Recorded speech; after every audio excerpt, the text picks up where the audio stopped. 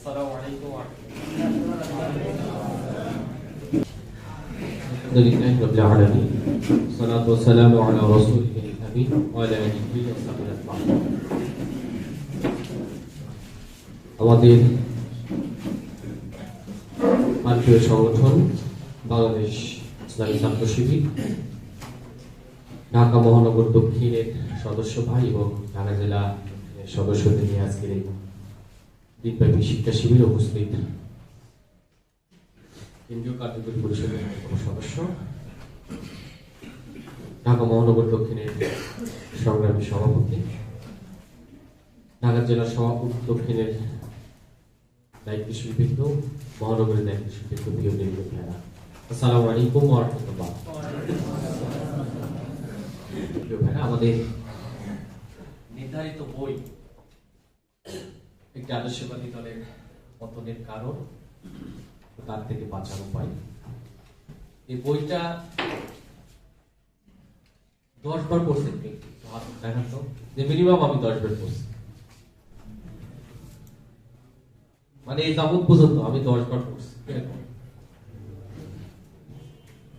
এই হাত নেড়ে জায়গায় আগে দেখি না কয়েকজন ভাই হাত উঠাই।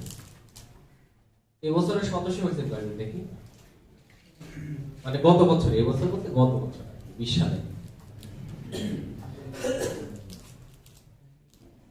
আচ্ছা ঠিক আছে। 12-13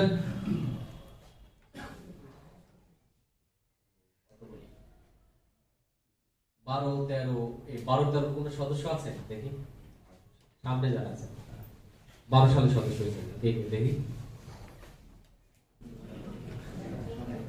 একজন আছে। আরে আচ্ছা, 13 সালে কি হয়েছে দেখি, 13 সাল। আচ্ছা, 14 সাল একজন হাতে উঠছে দেখতে পাচ্ছি, 14 এক, 15 তে একটু বেশি করে হাত দেয়, 2 জন, 16,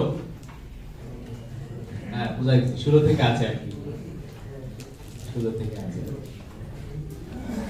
ঠিক আছে, মানে জানার উদ্দেশ্যটা এটা এই জন্য যে যারা যত পুরাতন সদস্য তারা তত বেশি পড়ছে এই বইটা, প্রতি বছরে অন্তত একবার করে, এবং তারা দায়িত্বশীল, তারা আরো বিভিন্ন সময়ে তারা পড়ছে। প্রিয় ভাইরা, এই বইটি আমরা, আমাদের কাছে এই বইটি খুবই গুরুত্বপূর্ণ একটি বই, এবং এটা আমাদের সিলেবাসের আমি মনে করি সবচেয়ে গুরুত্বপূর্ণ একটি বই। এই বইয়ের হয়তো পূর্ণাঙ্গ শেষ হবে না, আমরা মৌলিক ধারণাগুলো আমি দেওয়ার চেষ্টা করবো ইনশাআল্লাহ। আমি মাঝে মাঝে দু একজন ভাইকে প্রশ্ন করবো, ভাইকে প্রশ্ন অ্যান্সার দিতে হবে, তবে প্রশ্ন খুব কমই করবো, যে বেশি কথা বলে ফেলবে তাকেই তারপরে প্রশ্ন করা হবে। এই বইটির লেখক আব্বাস আলী খান। এর সম্পর্কে জানেন নাকি যে আব্বাস আলী খান সম্পর্কে আমরা জানি না? এরকম একজন ভাই বলেন হাত ওঠান। তবে এখানে কথা আছে, যারা জানবে তাদেরকে আমি জিজ্ঞাবো, কারণ সে তো জানে, তাকে বলতে হবে আব্বাস আলী খান সম্পর্কে। সবাই জানেন আপনারা আব্বাস আলী খানের জন্মস্থান কোন জেলায়? কে কে বলতে পারবেন? হাত ওঠান, হাত উঠে নেই, জানে না এই 4-5 জন ভাই, 5-6 জন ভাই হাত উঠে। গতদিন আমরা সেটআপ প্রোগ্রামে গিয়েছিলাম দিনাজপুর শহরে, সেখান থেকে আব্বাস আলী খানের জেলায় গেলাম। পথে মধ্যে আমাদের রাত 12টা 12:30টার সময় পুলিশ আটকায় গেছে আমাকে। আমি আর রাশিদ ভাই ছিলাম, পলাশ ভাই দিনাজপুরে থেকে গিয়েছিলেন। কোন জেলা হতে পারে?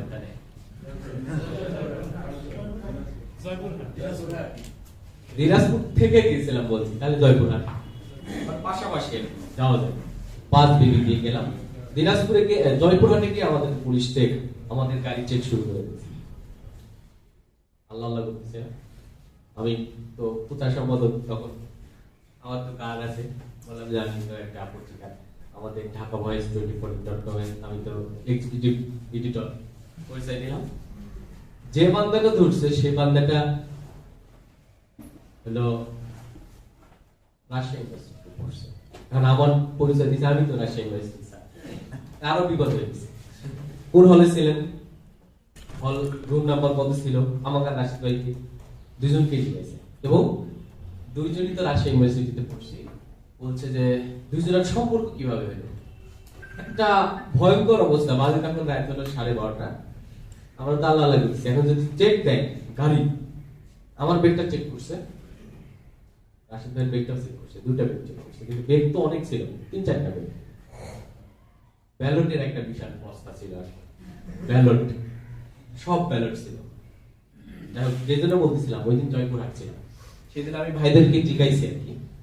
এখন দুঃখের বিষয় এইটা যে জয়পুর হাটের মানুষ যদি না বলতে পারে আব্বাস আলী খানের সম্পর্কে, তাহলে তারও বেশি কষ্ট পায়, তাই না? প্রিয় ভাইরা, আমি আব্বাস আলী খান সম্পর্কে বলার আগে আমি আপনাদেরকে বলতে চাই যে এদেশে ইসলামী আন্দোলনের সম্পর্কে যদি আমরা জানতে চাই, তাহলে আমাদেরকে কয়েকজন ব্যক্তি সম্পর্কে জানতে হবে। খুবই জানা জরুরি কয়েকজন ব্যক্তি, তাদের সম্পর্কে না জানলে যদি বলি যে বাংলাদেশের ইসলামী আন্দোলন সম্পর্কে জানা যাবে না। এবং আমরা যদি সৈয়দ আবুল আলা মওদুদীকে জানতে চাই, তাও বাংলাদেশের এই সকল ব্যক্তিদেরকে জানতে হবে। এর ভিতরে প্রথম যদি বলি, তাহলে আমরা বলতে পারি অধ্যাপক গোলাম আজম স্যারকে আগে আমাদের গভীরভাবে জানা উচিত। এবং ইনারা বিশ্বের নিকটে এত বেশি পরিচিত বিভিন্ন মহলে, যেটা কল্পনাই করা যায় না। তারপরে জানতে হবে আব্বাস আলী খানকে, জানতে হবে মৌলানা আব্দুর রহিমকে, জানতে হবে মৌলানা মতিউর রহমান নিজামীকে, জানতে হবে আলী হাসান মোহাম্মদ মুজাহিদকে। এরকম করে যারা প্রথম সারির আরো ব্যক্তিরা আছে এবং ইসলামী আন্দোলনের পথিকৃৎ বই আছে, এদেশে যারা ইসলামী আন্দোলনের অগ্রণী ভূমিকা পালন করছে, তার সেই বইয়ের 2য় নম্বর পজিশনে আছেন আব্বাস আলী খান। এটা আধুনিক পাবলিকেশনের বই, লাইব্রেরিতে পাবেন। ইসলামী আন্দোলনের পথিকৃৎ যারা ছিলেন বাংলাদেশে, আপনারা আশা করি যে অন্তত এত বেশি জানার দরকার নাই।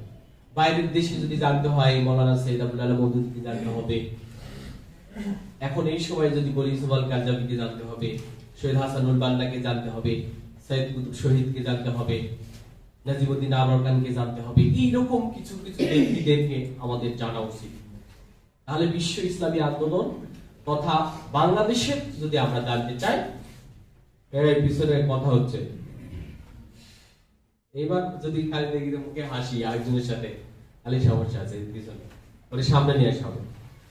যেটা বলতেছিলাম সেটা হলো যে আমাদেরকে এই বিষয়গুলো একটু জানা দরকার। আব্বাস আলী খানের জন্ম তো আমরা জানি যে 1914 সালে জন্মগ্রহণ করেছেন এবং উনি মৃত্যুবরণ করেছেন 1999 সালে। এই আব্বাস আলী খান সম্পর্কে আমরা বলবো না, আমরা মূল বইয়ের দিকে যেতে চাই। আব্বাস আলী খান পড়াশোনা করেছেন মাদ্রাসাতে, হুগলি মাদ্রাসায় করেছেন, খুবই কম পড়েছেন, তবে ব্যাকগ্রাউন্ডটা মাদ্রাসা ছিল। পড়েছেন হলো রাজশাহী কলেজে, পড়েছেন হলো রংপুর কারমাইকেল কলেজে।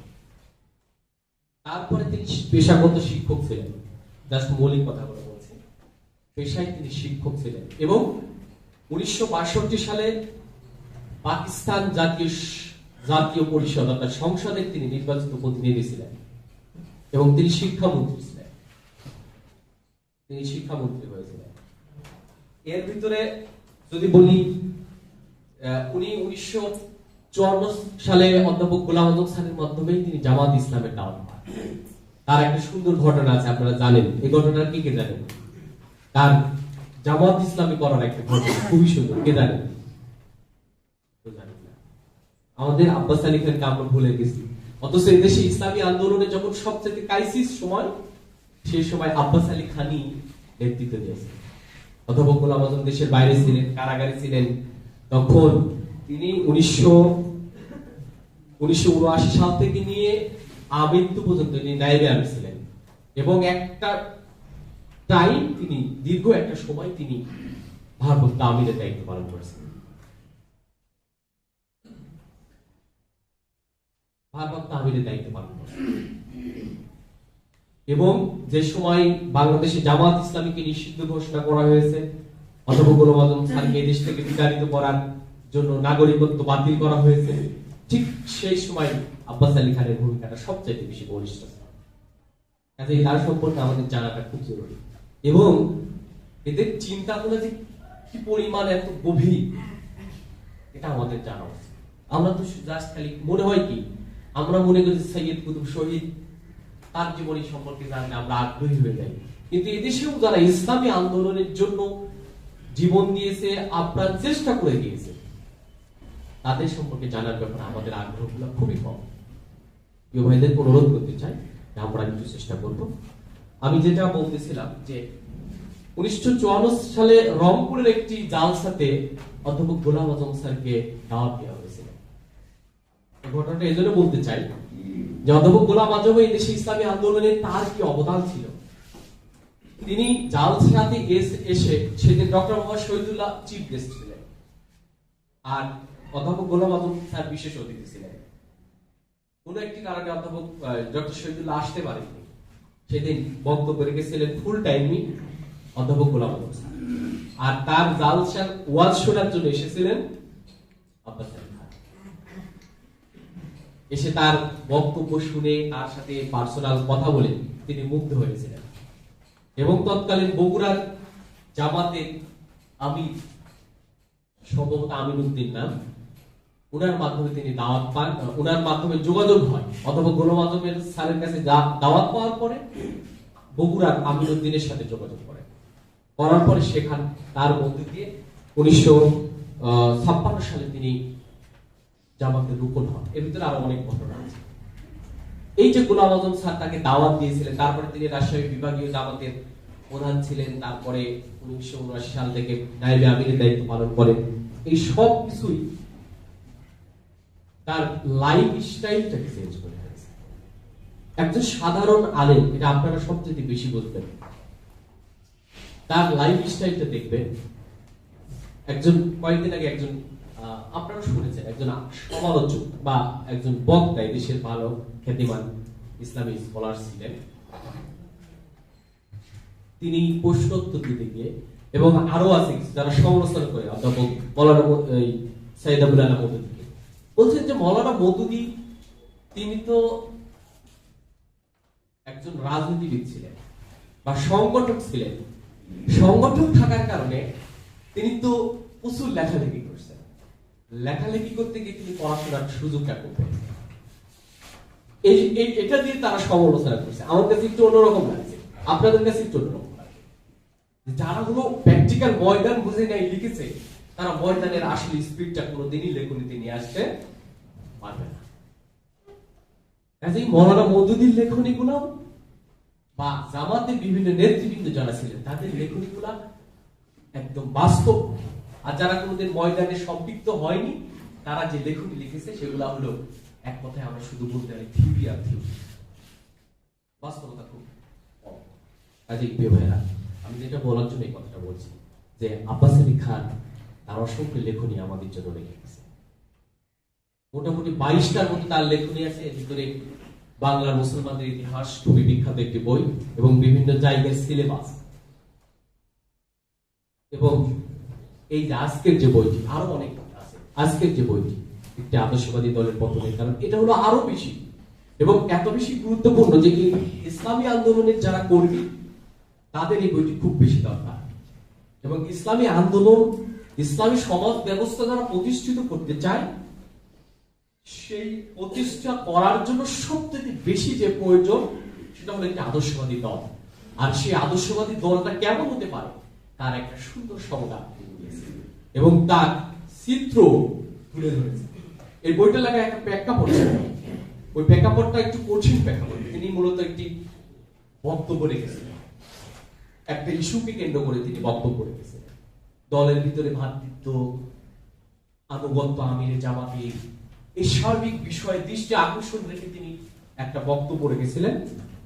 পরবর্তীতে মূলত এটা বই আকারে তিনি লেখেন।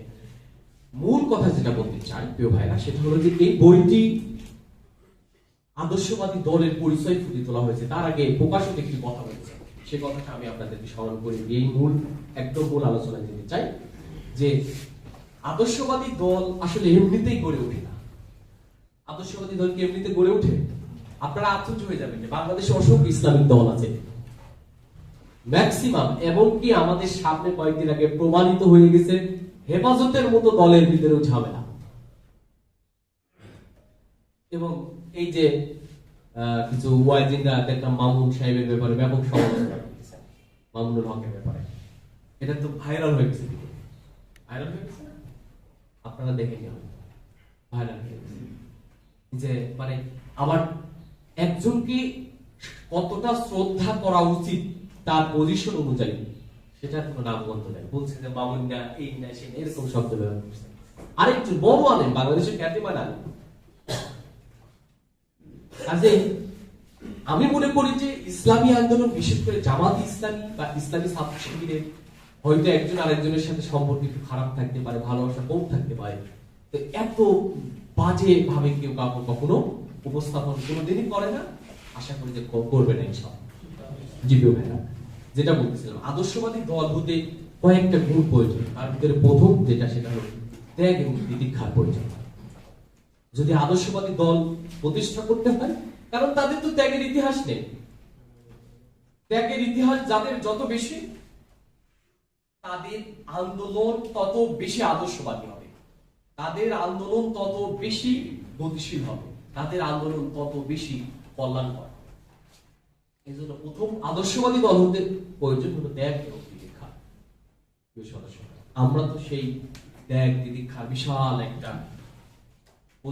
পিরিয়ডকে আমরা অতিক্রম করছি। অসংখ্য শহীদ আমাদের এই দেশে, এই স্বল্প কিছু মানুষের মধ্যেও আমাদের অসংখ্য শহীদ, এক একজনের ইতিহাস অন্যরকম ইতিহাস। আমাদের শহীদ যারা, আমাদের শহীদদের ইতিহাসও কোন সাধারণ কোনো ইতিহাস, যারা শহীদ হয়েছে আপনি একটু চিন্তা করবেন। যদি আমি বলি একজনের কথা বলি, আমি 2019 সালে সাতক্ষীরার তত্ত্বাবধায়ক ছিলাম। সাতক্ষীরা শহরের সেক্রেটারির আব্বা এবং আব্বার সাথে আমি যখন দেখা করেছি, কয়েকবার দেখা করেছি, বলছে যে আমার সম্ভবত 5-6টা ছেলে, ওরা বলছে আমার এত ছেলের মধ্যে আমার এই ছেলেটা এত ভালো, আমি নিজে আশ্চর্য হইতাম। বাবা বলতেছে যে আমি ভাবতাম যে আমার অন্য ছেলেরা বেশি বেয়ারা হয়ে গেছে, কথা শুনে না, এত দুষ্ট প্রকৃতি, কিন্তু আমার এই ছেলেটা এত ভালো কিভাবে? এবং আমি কোনোদিন দেখি নাই আমার এই ছেলের ব্যাপারে খারাপ কোনো বিচার আলোচনা হয়েছে। একজনের কথা বলছে, এটা শহীদ আমিনুল ভাইয়ের আব্বা বলছে। দেখবেন ওনাদের একটা ছবি ভাইরাল হয়ে গেছে, খুব বয়স্ক মা, একটা বয়স্ক মা আর একজন বাবা কবরের কাছে লাঠি নিয়ে বসে আছে, ওনার আব্বা। এটা আগে ওই সময় খুব বেশি, এখনো কান্নাকাটি করে। যে জন্য বলতেছিলাম, এই যে আমিনুল জাস্ট একজনের কথা বলছি, আপনারা প্রত্যেকেই সাক্ষী। আমাদের এই আন্দোলনের যে বিশাল ত্যাগ তিতিক্ষা, আমাদের প্রত্যেকের অসাধারণ ব্যক্তিত্ব ছিল যারা শহীদ হয়েছে। যদি বলি আমি আরেকজন ব্যক্তির কথা বলি, তার ইন্টারমিডিয়েটের কথা বলতেছি, মওলানা মতিউর রহমান নিজামী।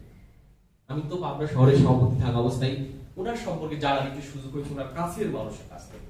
বলছে আমার ক্লাসমেট ছিলাম, ইন্টারে পড়ি, আলিমে পড়ি, উনি একটা মাদ্রাসার প্রিন্সিপাল, তখন আমির মাদ্রাসার প্রিন্সিপাল।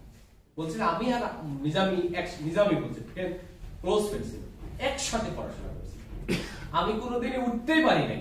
ওনার শোক যেদিন, ওনার শাহাদাতের 7 দিন পরে দোয়া অনুষ্ঠানে উনি করেছেন। আমি তখন পাবনা শহরের সভাপতি। বলছে যে আমি নিজামীকে দেখেছি, আমি উঠতামই না, হোস্টেলে থাকতাম মাদ্রাসা। নিজামীকে এমন কোনো দিন দেখি নাই যে শেষ রাত্রিতে জাগ্রত হতো না। এটা আমি একদিনও দেখি নাই যে উনি ঘুমাচ্ছেন, প্রত্যেকদিন শেষ রাতে এসে তিনি জাগতেন, তাহাজ্জুদে নামাজ পড়তেন। এটা ছিল মওলানা ইন্টারমিডিয়েট। আর ওনার জীবনের বিবাহ পরবর্তী জীবনের একটা বর্ণনা, কারাগারের স্মৃতিটা আপনারা পড়বেন, যে তার জীবনে তাহাজ্জুদ কালা হয়। উনি বলছেন চিটাগংয়ে গিয়ে প্রথম তাহাজ্জুদ কালা হয়েছে।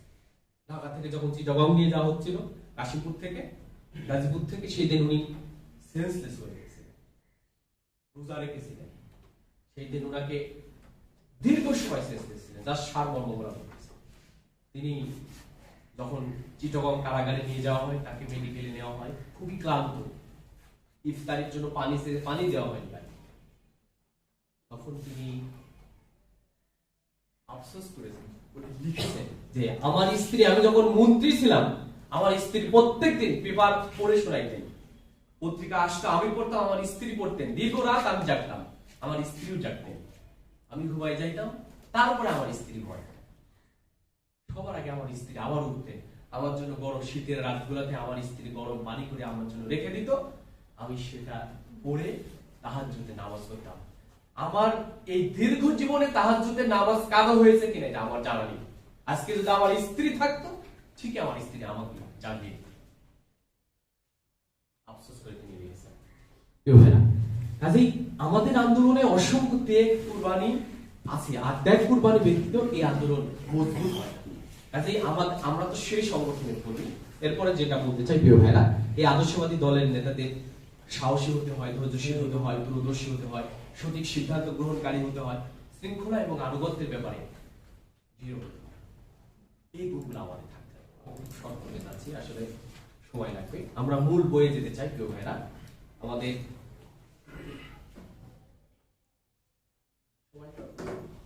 আর অর্ধেক আছে, শোনা যায় না? এই শোনা যায়? শোনা যাওয়ার কথা, আমার কথা শোনা যায়, কিন্তু ঠান্ডা লাগে তো বেশি হয়ে গেছে। আচ্ছা, এমনি থাকতে পারে না সামনে সাউন্ড, ওই পাশে বক্স আছে নাকি? না না, বক্স নেই।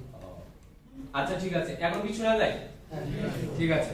জি প্রিয় ভাইরা, আদর্শবাদী দল বলতে কি বোঝানো হয়েছে? একজন আদর্শবাদী দলের সংজ্ঞা দিতে পারবেন? জিগাই একজন ভাইকে।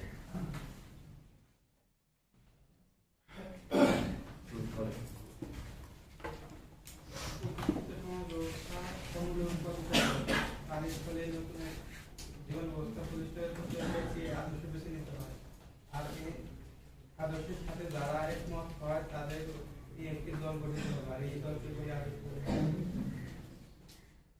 আচ্ছা, উনি একটা খুব সুন্দর সংজ্ঞা দিয়েছেন, বই সংজ্ঞাটায় আসছে যে প্রতিষ্ঠিত সমাজ ব্যবস্থার মূল সব হলো উৎপাদন।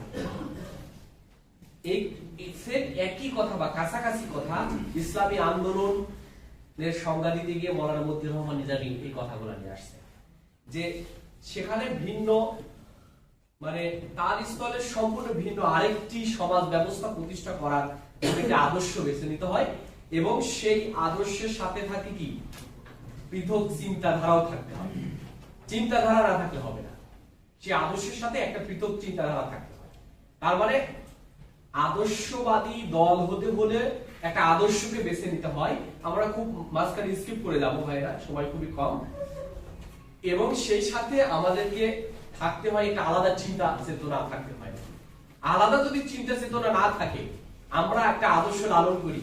আপনারা এই কথাটা যদি বুঝতে চান, তাহলে ইসলাম ও জাতীয়তাবাদ বা ইসলামী রাষ্ট্র কিভাবে প্রতিষ্ঠিত হয়, এই বইগুলো আপনারা পড়লে খুব সুন্দর মওলানা সৈয়দ আবুল আলা মওদুদী রাহমাতুল্লাহ বুঝিয়ে গিয়েছেন যে চিন্তা লালন করি আমরা একরকম, ওই যে আম গাছের, লেবু গাছের, এগুলার তিনি উদাহরণ দিয়ে বুঝিয়ে গেছেন যে আমি তো গাছ লাগিয়েছি হলো লেবু, আমি চাচ্ছি আম।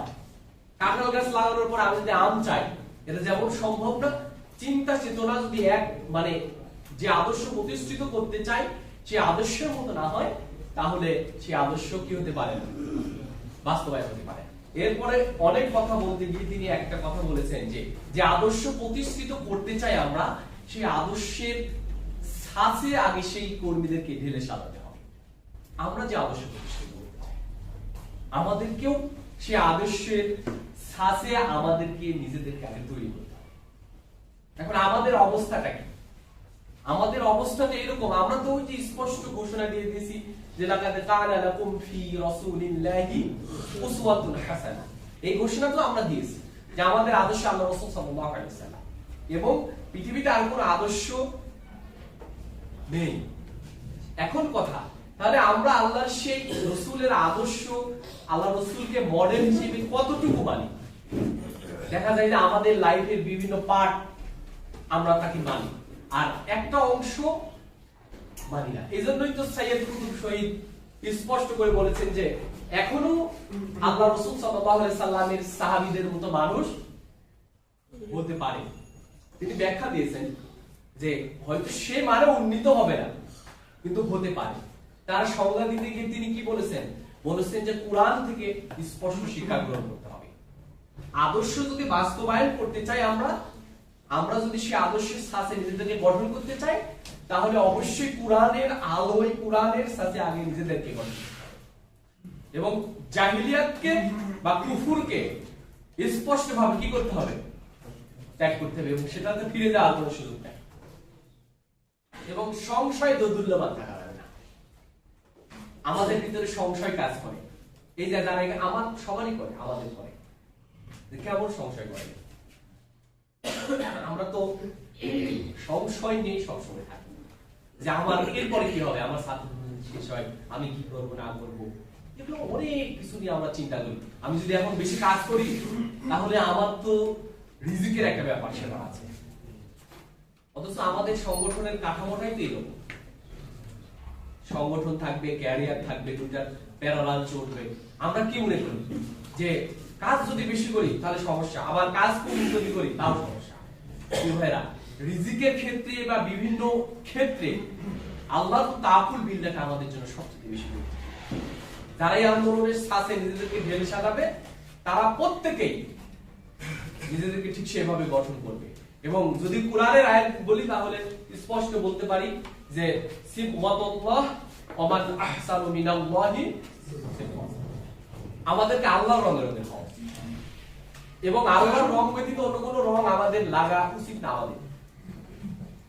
আমরা এই কথাগুলো সামনে আছে, ওইগুলো হয়তো বলার সুযোগ পাবো না, আমরা হতাশ হয়ে যাই যে আমরা তো ক্ষমতায় যেতে পারি নাই, আমরা ক্ষমতার স্বপ্ন দেখি যে আমরা তো এত বছর ধরে সংগঠনের সাথে আছি, আমাদের তো কেউ ক্ষমতায় দেয় নাই। ইসলামী আন্দোলন ক্ষমতা তো অবশ্যই থাকবে। ইসলামী আন্দোলন কোরআন তো স্পষ্ট করেছে ক্ষমতার চাইতে আগে আখিরাতকে পায় রেখে দিয়েছে। ইসলামী আন্দোলনের সফলতার প্রথম সফলতা হলো আখিরাত। আমি যদি আখিরাতে সফল হতে পারি আমি সফল। আমি দুনিয়াতে সফল হয়েছে, আখিরাতে সফল হই নাই, এটা দ্বারা আমার কোনো লাভ নেই। এজন্যই তো বলেছেন যে ইয়াগফির লাকুম যুনুবাকুম ওয়া ইয়াদখিলকুম জান্নাতিন তাজরি মিন তাহতিহাল আনহার। এটা হলো সফলতার কথা। একটু পরে গিয়ে বলা হয়েছে ওয়াফরা তুহিব্বুনা নাসরুম মিনাল্লাহি ওয়া ফাতহুন। ওটা পরের অপশন। আগের অপশন হলো কি? আল্লাহর কাছ থেকে ক্ষমা পাওয়া। কাজেই প্রিয় ভাইদেরকে আমরা বলতে চাই যে আমরা সেই আদর্শের সাথে নিজেদেরকে ঢেলে সাজাতে চাই, যার মধ্য দিয়ে আমরা একটা আদর্শ প্রতিষ্ঠিত করতে চাই। আর আমাদের আদর্শের রোল মডেল হলো কি?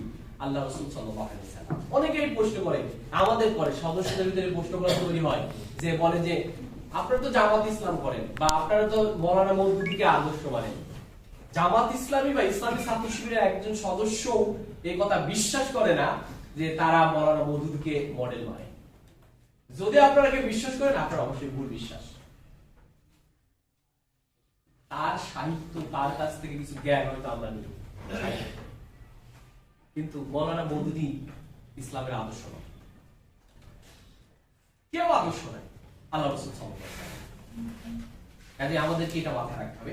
ভাইরা, এরপর যে কথাটা বলা হয়েছে, এই আন্দোলনের কর্মীদেরকে হতে হয় নির্ভীক এবং সাহসী। তিনটা গুণের কথা বলা হয়েছে। প্রথমত কর্মী এবং দায়িত্বশীলদের নির্ভীক, সাহসী, ধৈর্যশীল। আমি একটা পার্থক্য জিজ্ঞাসা করবো। এই পিছনে যারা আছে সবার পিছনে মাঝখানে ওই লাইনের মাঝখানে দাঁড়ান, দুইজনই তো মাঝখানে, একজন দাঁড়ান, দাঁড়ান। এটা আমি চিনি। হ্যাঁ, বলেন নির্ভীক আর সাহস পার্থক্য কি?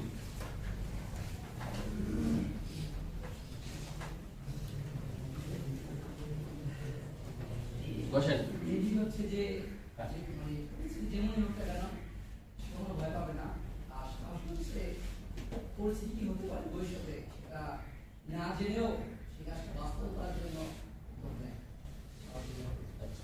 ঠিক আছে, বসেন। কে বলবে? সাহস নেই কে বলবে? বারবার শব্দ। আমি আজকে এই ব্যাখ্যা জানার জন্য আমার সাহিত্য সবাইকে ডাকছি যারা লেখালেখি করে। আমি তো অফিসে ছিলাম, অফিস থেকে আসলাম, ডাকছি যারা নিয়মিত কিশোর কণ্ঠের সহকারী সম্পাদক, হ্যাঁ, তারপরে হলো প্রেরণা ছাত্র সংবাদের সহকারী সম্পাদক ওরা ছিল। আসেন তো আমাকে বুঝান আর কি, ওরা আমাকে একটা বুঝাইলো আর কি, আমি যেটা বুঝতাম সেটাই ওনারা বুঝাইলো। বলেন আরেকজন ভাই বলেন, এক কথা বলেন, শুনেন একটা আইডিয়া দিই। এটা এই জন্য বলতেছি আপনাদের সাথে আরো দেখা হবে না। ইসলামিক সাহিত্য শব্দ যদি না বুঝেন আপনি ওই বইটা ভালো বুঝবেন না। কিছু কিছু বই এত কঠিন, আপনি শব্দ বুঝেন নাই, একটা শব্দ না বুঝার কারণে অনেক বুঝবেন না বই। এজন্য আমাদেরকে বইটা পড়ার সময় একটু সচেতন হওয়া। এটা আমি জিজ্ঞাসা লাগবে আপনারা কি বুঝেন। একজন ভাই বলেন নাকি সামনে থেকে একটু বলেন না, সাহসী আছে না, অনেক সাহিত্য বানা মানুষ আছে না, সাহসী মানুষ। যিনি কোনো কাজের পরিকল্পনা গ্রহণ করেন চিন্তা ছাড়াই, সেটা সাহস। আর যে সেটা কর্মে পরিণত করেন এটা বলা হয় নির্ভীক। ঠিক আছে, আমি যেটা মূলত চেয়েছি বা আপনাদের কাছে জিজ্ঞাসা করছি যে পার্থক্যটা কি। পার্থক্যটা হলো যে নির্ভীকটা হলো যে সে ভয় করে না, এবং ওর সংজ্ঞাটা মোটামুটি ঠিক আছে, যে এত ভয়ঙ্কর একটা সিচুয়েশন, অনেক সাহস আছে কিন্তু সাহস থাকলেও মাঝে মাঝে ভয় লাগে। সবাই সাহসী কিন্তু বলে না যে ভয় ভয় লাগে কিন্তু সাহস আছে। এটা হলো কি, নির্ভীকটা হলো, সাহসটা হলো নির্ভীকের চাইতে কি একটু লেভেলটা কি একটু কম আর কি।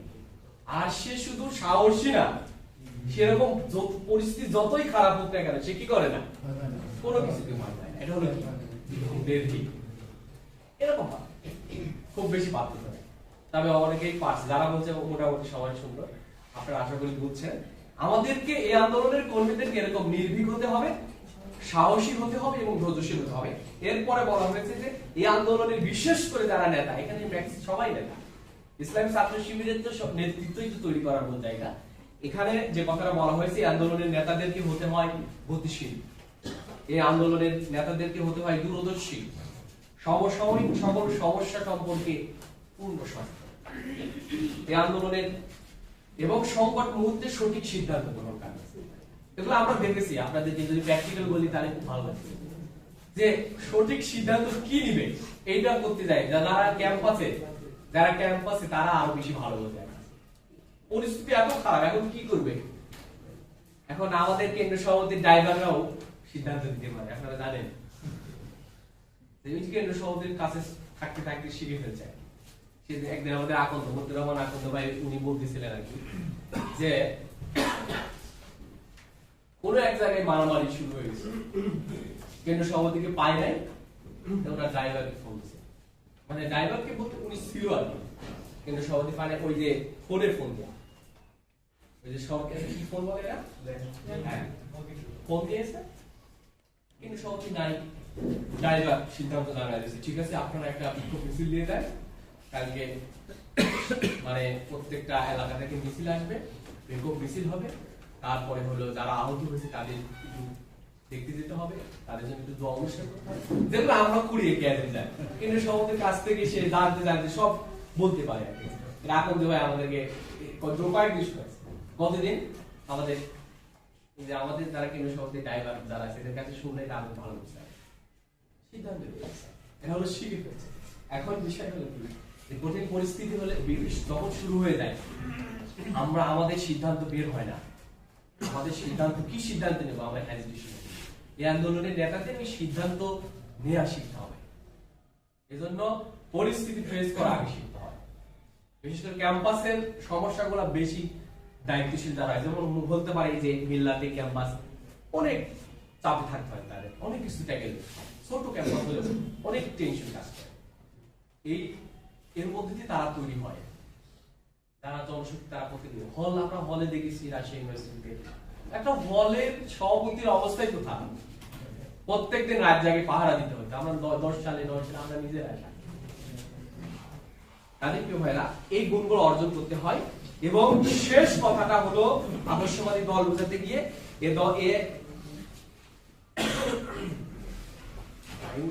এ দলের চরম লক্ষ্য হলো আল্লাহ সন্তুষ্ট।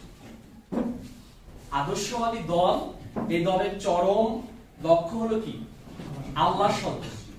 আল্লাহর সন্তুষ্টি ব্যতীত অন্য কিছু প্রত্যাশা করা এটা সমসীন নয়, বিশেষ করে আদর্শবাদী। এখন কথা হলো যে উনি লেখক বলেছেন যে জামাত ইসলামের ব্যাপারে কথা বলেছেন, জামাত ইসলামী একটি আদর্শবাদী দল, কিন্তু জামাত ইসলামের বাইরেও আদর্শবাদী, ইসলাম ছাড়াও আদর্শবাদী দল হতে পারে, তবে সেই আদর্শগুলা পৃথিবীতে অনেক ট্রায়াল দিয়েছে তারা বিভিন্ন মতবাদের মধ্যে দিয়ে প্রতিষ্ঠা করার জন্য, বিশ্বের শান্তি, বিশ্ব মানুষের কল্যাণ, কোনোটাই কি হয়নি, প্রতিষ্ঠিত হয়নি, একটা পর্যায়ে যাওয়ার পরে ব্যর্থ হয়ে গেছে। কাজেই আদর্শবাদী দল সাথে যদি ইসলাম সম্পৃক্ত হয়, অর্থাৎ আদর্শিক আর আদর্শবাদীর ভিতরে, আদর্শের ভিতরে ব্যাপক অর্থ মিল করে, আর আদর্শের বাইরে শুধু নরমাল রাজনীতি, এটা মৌলানা মতিউর রহমান নিজামী বুঝিয়েছেন যে রাজনীতি হলো যে জাস্ট খালি ক্ষমতার পরিবর্তন, হতে পারে আওয়ামী লীগ, হতে পারে বিএনপি বা আরো আদার্স দল, শুধু ক্ষমতার পরিবর্তন। আর আদর্শের ভিতরে থাকবে হলো কি সংস্কৃতি, মানবতার কল্যাণ, থাকবে হলো অর্থনীতি, থাকবে রাজনীতি, মানুষের সামগ্রিক জীবন ব্যবস্থা, এটা হলো কি আদর্শবাদী। কাজে জামাত ইসলামী হলো আদর্শবাদী দল, এই কথাটা উনি লাস্টে এসে বলেছেন। এরপরে একটা প্রেক্ষাপটের কথা এখানে আসছে, প্রেক্ষাপটটা হলো যে কি কে বলতে পারবেন, দারুল ইসলাম ট্রাস্ট প্রতিষ্ঠা করার যে ঘটনাটা, এটা বলতে চাচ্ছি না, এতটুকু বলতে চাই যে যে ব্যক্তিটা দান করেছিলেন তার স্যাক্রিফাইসটা কেমন ছিল। তার স্যাক্রিফাইসটা এরকম ছিল, যদি 60 বা 70 একর হয়, যদি আমরা সর্বোচ্চ ধরি 70 একর, 210 বিঘার মতো জমি তিনি দান করেছিলেন। মোটামুটি একটা ছোটখাটো একটা গ্রামের মতো জায়গা তিনি দান করেছিলেন, 200 বিঘা জমি, বিশাল এরিয়া। তার স্যাক্রিফাইসটা কেমন ছিল। আর এই ব্যক্তিকে খোঁজার জন্য আল্লামা ইকবালের কাছে এসেছিলেন। আল্লামা ইকবালের ব্যাপারে একটা কথা বলি, আল্লামা ইকবালের লেখনী বাংলাদেশে ব্যান করে দেওয়া হয়েছে। আল্লামা ইকবালের কিছু কবিতার বই ছাড়া ম্যাক্সিমাম বইগুলা আর ছাপা হয় না। খুবই কঠিন, ওটা অসাধারণ লেখা আছে।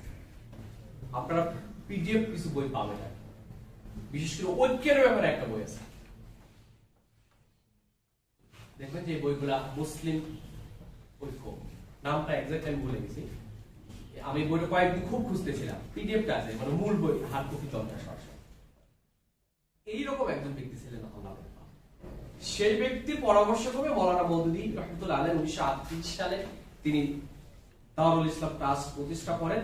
সেই সময় তিনি একটা বক্তব্য দিয়েছিলেন, আমার সময় খবরই সেই বক্তব্যটা এরকম ছিল যে মুসলমান থাকা না থাকার বিষয়ে, বক্তব্যটা আপনারা যদি পড়েন একা আপনাদের রক্ত এমনি গরম হয়ে যাবে। তিনি বক্তব্য দিয়েছিলেন যে মুসলমান থাকা না থাকার ব্যাপারে চূড়ান্ত ফায়সালা করতে হবে আমাদের, এবং গোটা মুসলিম, যদি আমরা মুসলমান থাকতে চাই তাহলে গোটা দুনিয়াকে দারুল ইসলাম বানাতে হবে আমাদের, গোটা দুনিয়াকে আমাদেরকে দারুল ইসলাম বানাতে হবে। আর যদি, এবং মেহনত করতে হবে, জীবনকে বিলিয়ে দিয়ে, আমাদের সবকিছু বিলিয়ে দিয়ে আমাদেরকে মেহনত করতে হবে, ঝুঁকি নিতে হবে। আর যদি এতটুকু হিম্মত ও সাহসিকতা দেখাতে না পারি, তাহলে প্রস্তুত নিতে হবে চিরদিনের জন্য, তৈরি থাকতে হবে যে আমরা তৃণখণ্ডের ন্যায় ভেসে যাব। কারণ ভৌগোলিক ভাবে এই কথা গুরুত্বপূর্ণ, শুনুন আমার কথা শেষ করে দেবো আর কি, যে আমরা যে ভারতবর্ষে আছি, যে ভূখণ্ডের আছি, খুবই গুরুত্বপূর্ণ। সেই ধর্মহীন রাষ্ট্র ব্রিটিশ ভারতের গর্ভ থেকে জন্ম লাভ করেছে, এবং সমাজতান্ত্রিক ধারণার স্তর পান করে তারা কি হয়েছে, বিকশিত হয়েছে। জন্ম হলো ব্রিটিশদের মাধ্যমে, আর সমাজতান্ত্রিক ধ্যান ধারণার স্তর পান করে বিকশিত হয়েছে। কাজেই এটা ইসলামী কোনো কিছু হতে পারে না। আমাদেরকে এই বক্তব্যগুলো একটু ভালো করে পড়তে হবে। এরপরে তিনি আরো একটা বক্তব্য দিয়েছেন, এর ভিতরে উন্মাদ কাকে বলে, উন্মাদের একটা সংজ্ঞা প্রদান করেছেন। এক কথায় যদি বলি, উন্মাদ হলো তারাই যারা জেনে বুঝে আগুনে ঝাঁপ দিতে প্রস্তুত থাকে, এটা হলো উন্মাদ। জেনে বুঝে আগুনে ঝাঁপ দেয়, এটা হলো উন্মাদ। আর মৌলানা মওদুদী রহমাতুল্লাহ আলাইহি কিছু উন্মাদ নিয়ে, 75 জন উন্মাদ নিয়ে তিনি জামাত ইসলামী প্রতিষ্ঠা করেছিলেন 1941 সালে, সেই কথাগুলো আসছে। এরপরে তিনি লাস্ট তিনটা কথা আছে আমার আসলে সময়, এই বই শেষ করতে তো কয়েক ঘন্টা দরকার, যে আমাদের করণীয়, অর্থাৎ জামাতের উনি বলেছেন, কিন্তু আমাদের সদস্যদের করণীয় কি? এর ভিতরে প্রথম যে কথাটা বলতে চাই যে কোরআন এবং সিরাতুন নবী, কোরআন, সিরাতুন নবী এবং সিরাতে সাহাবা, এই তিন ক্যাটাগরি, কোরআন, সিরাত এবং সাহাবীদের জীবন, এই তিনটার সাথে আমাদের সম্পর্ক হওয়া উচিত। আমরা সিরাত, কয়টা সিরাত পড়ছি? আমাদের সংগ্রহ খুবই কম। তাফসীর গ্রন্থ কয়টা পড়ছি? খুবই কম। ওই অধ্যাপক মফিজুর রহমান 12 সালে একটা দাস দিয়েছিলেন আমাদের 10 দিনের থেকে। উনি বলছিলেন যে আমার কাছে, আমি অধ্যাপক মফিজুর রহমান, উনি তো মাদ্রাসায় করে নাই, ওনার কাছে বলছে আমার কাছে 27টা তাফসীর সংগ্রহ আছে। আমাদের কাছে, আমরা তো সবাই যে মাদ্রাসায় যারা আমার সামনে বসে আছে, আমাদের কামেল পাঠ করে ওই হাদিসে কেউ তাফসীর শেষ করে ফেলছে, কিন্তু আমাদের কাছে কোনো সংগ্রহ নাই। অতি করে সংগ্রহে থাকতে হবে, এর জন্য একটু প্রচেষ্টা থাকতে হবে। দ্বিতীয়ত যেটা বলতে চাই সেটা হলো যে এই আন্দোলনের সকল ক্ষেত্রে তাওয়াক্কুল বিল্লাহটা আল্লাহর উপর হওয়া লাগবে। এই আন্দোলনের কর্মীদের তাওয়াক্কুল বিল্লাহটা আল্লাহর উপর হওয়া লাগবে। এবং হাদিসের বর্ণনা আসছে, বুখারীর বর্ণনা, যখন আমি এই কথাটা বিভিন্ন সময় বলে থাকি যে ইব্রাহিম আলাইহিস সালামকে যখন আগুনে নিক্ষেপ করা হয়, তখন তিনি আল্লাহর কাছে তাওয়াক্কুল বিল্লাহ, তাওয়াক্কুল বিল্লাহটা আল্লাহর বলেছেন। তিনি হাদিসে আসছে যে হাসবুনাল্লাহ ওয়া নি'মাল ওয়াকিল, এই কথা আসছে। তিনি বলেছেন যে আল্লাহ আমার জন্য যথেষ্ট, তিনি আমার জন্য উত্তম আশ্রয়। কাজে আমাদের সব ক্ষেত্রে তাওয়াক্কুল বিল্লাহটা আল্লাহর উপর হওয়া উচিত। এরপরে যেটা, সেটা হলো যে আমাদের অবশ্যই দায়িত্বের ব্যাপারে দায়িত্ব অনুভূতিকে জাগ্রত রাখতে হবে সব সময়। দায়িত্ব কি আমার দায়িত্ব পালনের ক্ষেত্রে আমি কতটুকু ফাঁকি দেই, এই ব্যাপারে আমাদের একটু সচেতন থাকা। তারপরে যেটা, সেটা হলো যে আমাদের সবচাইতে উন্নত চরিত্রের অধিকারী হতে হবে। আমাদের নৈতিক চরিত্রের ব্যাপারে কার কোনো কথা থাকা উচিত নয়, এটা। এবং তারপরে যেটা বলতে চাই প্রিয় ভাইয়েরা, সেটা হলো যে আমাদের কোনো ফেরকা তৈরি করা, ফেরকা যেটা আমরা তো খুব পছন্দ করি। মাওলানা মওদুদী তিনি ফেরকার খুব বিরোধী ছিলেন, এবং বর্তমানে আমিরে জামাতকে এই প্রশ্নটা করা হয় যে আপনারা খুব বেশি করেন যে কওমি মাদ্রাসা কেন হচ্ছে না, এটা বলা হয়। কওমের তো নরমালি একটা ধারা আছে, বিভিন্ন আরো উপধারা থাকতে পারে। আমরা যদি কওমি মাদ্রাসা করি তাহলে কি হতে পারে? আমাদের আমিরে জামাত তিনি বলছেন যে আমরা যদি কওমি মাদ্রাসা করি তাহলে নতুন আরেকটি শিক্ষা ধারা শুরু হয়ে যাবে। বলেছেন নামাজের ক্ষেত্রে জামাত পৃথক করা বা কোনো বিতর্কে থাকা বা নামাজ একাকী করা, এই সকল বিষয়গুলো আমাদের একটু মানে খুব সিরিয়াস করা লাগে। অনেক সময় আমরা মনে করি যে ইমামের পিছনে নামাজ পড়বো, সে তো জামাত ইসলামী করে না, আমাদের ভিতরে হতে পারে, এগুলো দরকার নেই। তাকে বোঝানোর দায়িত্ব আমাদের, তাকে দাওয়াত দেওয়ার দায়িত্বটা হলো আমাদের। এই বিষয়গুলোকে একটু মাথায় রাখা। তারপরে যেটা বলতে চাই একটু ভাইরা, একদম বইয়ের ভিতরে আসেন। বইয়ের ভিতরে লক্ষ্য উদ্দেশ্যের ব্যাপারে কথা আসছে, লক্ষ্য উদ্দেশ্যকে আমরা গ্রহণ করতে চাই। তারপরে হলো একটা পয়েন্টে, আমি 3টা পয়েন্টে, 5 মিনিট সময় আছে আমার জন্য, 5 মিনিট শেষ হয়ে যাবে। সেটা হলো যে কি কি কারণে ইসলামী দল তার পরিচয় হারিয়ে ফেলে এবং নিষ্ক্রিয় হয়ে যায়, এর 4টা পয়েন্ট আছে। এর ভিতরে প্রথম যেটা হলো যে কৃত শপথ পূরণ না করা, অর্থাৎ আমি যে ওয়াদা দিয়েছি, আমরা যখন সদস্য হয়ে আমরা একটা ওয়াদা দিয়েছি, আপনারা জানেন আমাদের ওয়াদা ছিল কি?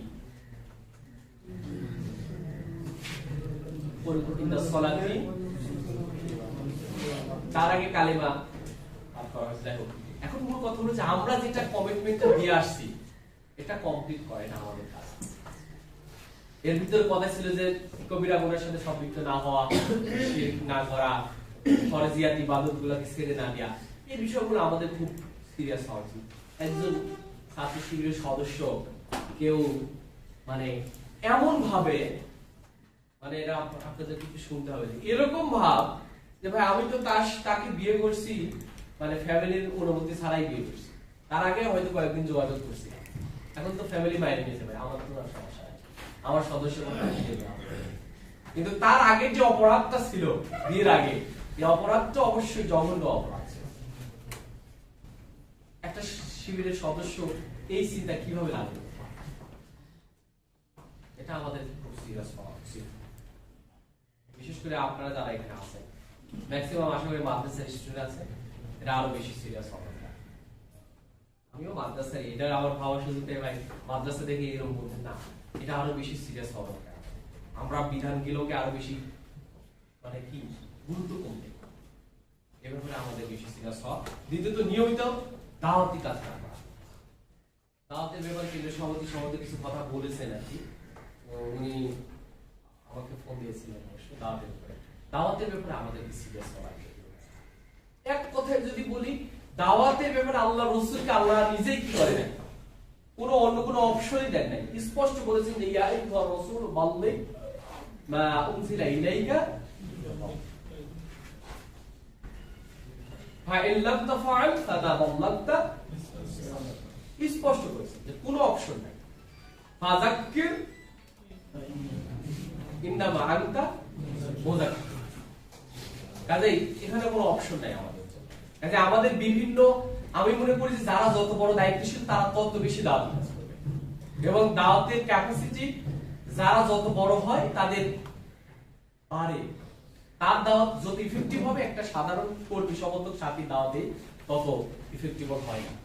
এজন্য প্রিয় সদস্য ভাইরা, আপনারা আমি মনে করি আমাদের সব লেভেল থেকে আমাদের দাওয়াত কাজগুলোকে গুরুত্ব দিয়ে করা উচিত। এরপরে হলো যে মাসিক সাহায্য সহযোগিতা অর্থাৎ কিয়াদত দান করা, এটা আমাদেরকে দেওয়া উচিত। আর এটার ব্যাপারে স্পষ্ট কথা হলো যে আল্লাযীনা ইনফিকুনা ফিস সাররাই ওয়াদ দাররাই ওয়াল কাযিবিনা আল গায়জ ওয়াল আফিনা আনিন নাস, এই বিষয়টাকে আমাদের সিরিয়াস যে সচ্ছল অসচ্ছল যে অবস্থায় আমরা দান করতে চাই, এবং হলো যে সংগঠনকে সময় দান করা, দাওয়াত ডাকে সাড়া দিয়ে আমার কাজের চাইতে, ব্যক্তিগত কাজের চাইতে আন্দোলনের কাজকে প্রায়োরিটি দেওয়া অথবা কম্প্রোমাইজ করা। এটা শেষ, যেটা প্রতি মুহূর্তে আল্লাহর ভয় এবং আখিরাতের জবাবদিহিতার অনুভূতি লালন করা, আখিরাতের জবাবদিহিতার অনুভূতি লালন করা, এটা আমাদের জন্য খুব বেশি গুরুত্বপূর্ণ। প্রিয় ভাইদের অনুরোধ করতে চাই যে আমাদের জীবনটা খুবই খুবই সংক্ষিপ্ত। আমরা যাই বলি না কেন, আমি যদি আপনাদেরকে বলি গত 12 তারিখের একটা কথা বলি, যে খুবই স্পিডে বাইকে আসতেছিলাম সাভার থেকে, আমাদের সামনেই একটা গাড়ি অ্যাক্সিডেন্টে পড়ে আছে, আমরা সেভ হয়ে গেছি। ওই সময় খুবই আশ্চর্য লাগছে, ওটা তো আমিও উঠতে পারতাম, বা আমাদের ভাই আরো 2টা গাড়ি ছিল তারাও উঠতে পারত। আমাদের লাইফটা হলো এরকম, এই এখনই আমরা নিঃশেষ হয়ে যেতে পারি। কাজে আখিরাতের জবাবদিহিতা এবং আল্লাহর ভয়টা আমাদের জন্য সবচেয়ে বেশি, সব ক্ষেত্রে জীবনে আমি মনে করি যে সব ক্ষেত্রে আমার লালন করা। আল্লাহ আমাদের সবাইকে